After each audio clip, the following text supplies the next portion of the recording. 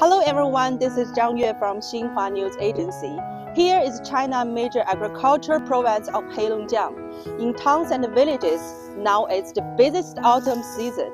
More than 11 million hectares crops have been harvested.